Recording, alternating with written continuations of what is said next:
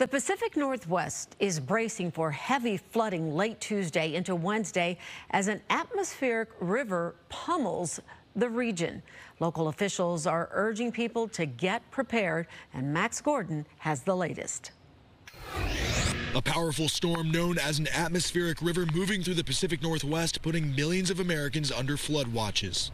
The community is used to this. Heavy rain combined with warm temperatures is melting mountain snow and sending that water into low-lying areas.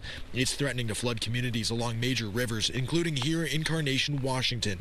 The Snoqualmie River expected to crest late Tuesday or early Wednesday at major flood stage. When it floods out here, it's pretty serious and can mean a lot of damage for a lot of people who have property. The system also dumping heavy snow on parts of Utah and Colorado. This is pretty bad. The National Weather Service says Washington's Olympic Mountains could see up to 10 inches of rain, while the Cascades could see between 5 and 9 inches.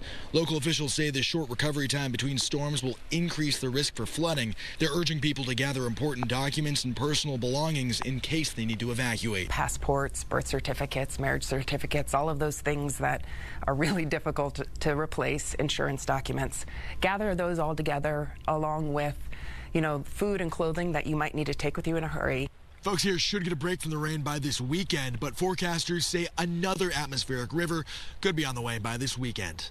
Incarnation, Washington, Max Gordon, Fox 32 Chicago.